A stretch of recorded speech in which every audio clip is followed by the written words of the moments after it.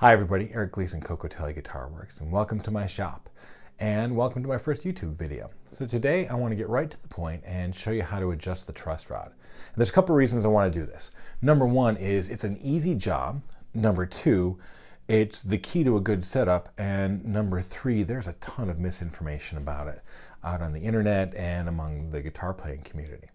What I'm going to show you today applies to guitars of any vintage construction or popular construction and basses. Guitars and basses, they work the same way as far as the truss rod is concerned. So what I've got here is a Fender Eric Clapton Stratocaster, and this one has the adjustment at the headstock, so it's easy to demonstrate. If it's a heel adjust truss rod, the same principles apply, but you have to get access to the truss rod adjustment at the heel. In a future video, I'll walk through all the different types of truss rods there are and some more technical info about how to adjust them and why they behave the way they do. But for right now, I just want to give you a quick, simple, this is how you do it, and we'll go from there. So the first step is always to evaluate the truss rod and the bow in the neck.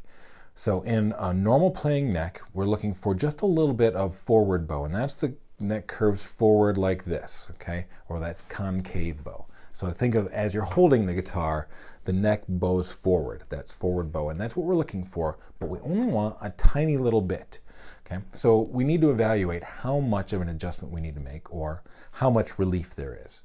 And the way we do that is you can hold down at the first fret, either use your finger or a capo, and hold down either the last fret of the fretboard or the last fret after it meets the body. There's some disagreement on the internet about that, but it doesn't really matter that much. I like to do right where it meets the body, and what we're looking for, let's shift a little bit, is we're looking for a gap right here in the middle, the halfway point.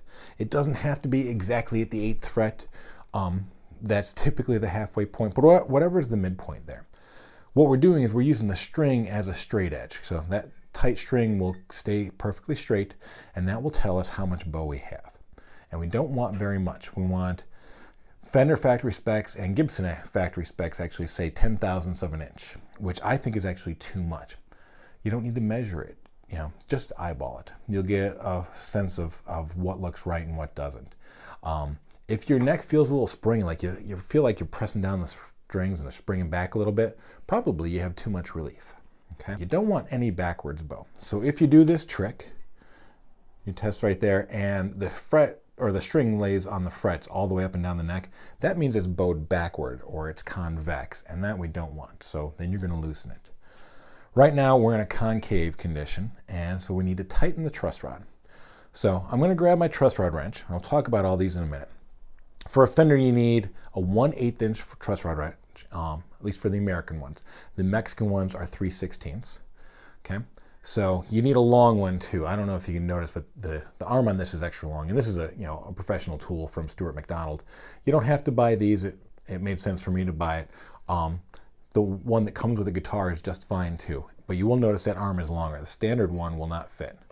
So you just slide it in there, find a spot where it grabs nice and snug, and righty-tighty, lefty-loosey. We're literally tightening a nut on the end of a bolt. So I'm going to turn that. You'll feel some resistance probably. It may not have ever been adjusted. It might be totally loose. That's fine. But you should feel that wrench seat in there properly. Make sure it stays snug. After you turn about as much as you think it needs, I'm going to take the wrench out. Test it again.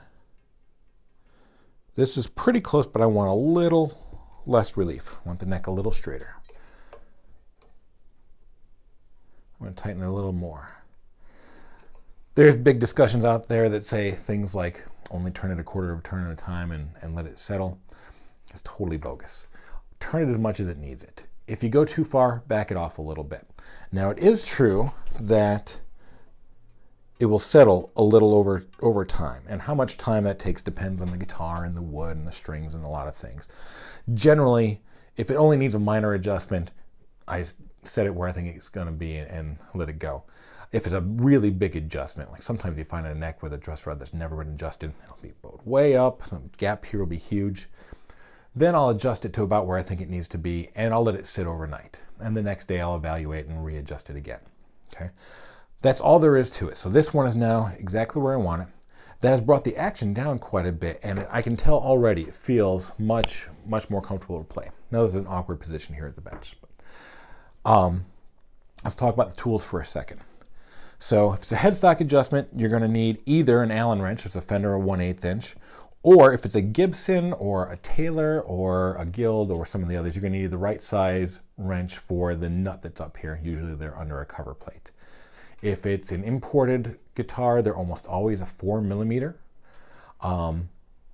If it's an acoustic guitar that you reach through the sound hole, the imports are almost all 4mm. Some of the American ones are 5mm. I know most of the Martins are 5mm when you're just through the sound hole.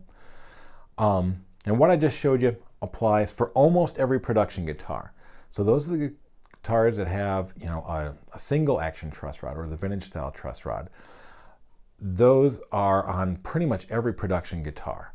You know, double action truss rods are on some higher end guitars and a lot of boutique guitars, frankly because they're easier to install, not necessarily because they're better.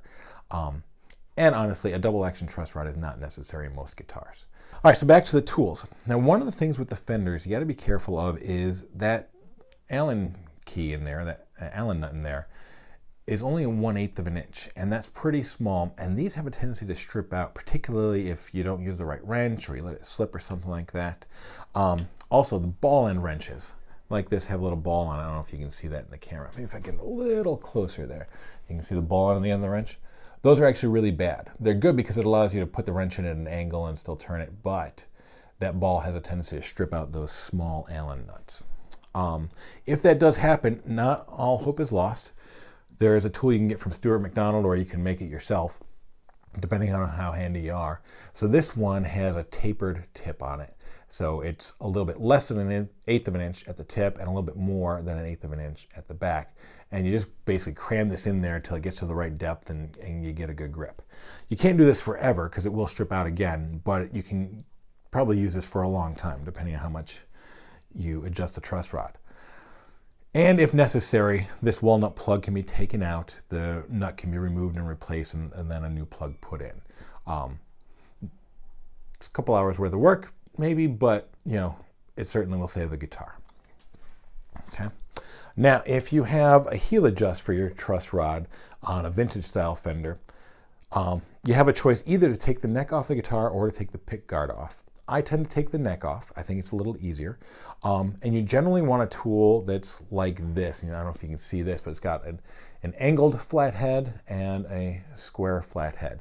And this makes it easy to get down in narrow truss rod channels, which sometimes they'll route a slot between the neck pickup and the heel of the neck. And it also just provides really good grip on the end of that neck, because that nut can slip, or the screwdriver can slip in the nut and strip that out. You can make one of these, or you can buy, sometimes people use paint can openers, which are fine if they have a really long tooth there to grip with. All the ones I can find locally have a pretty short one. They don't really work very well for that. All right, that's it for today. So if you have any questions or comments, go ahead and leave them, and I'll do my best to answer everybody. Until next time, hit like, hit subscribe, and keep on rocking.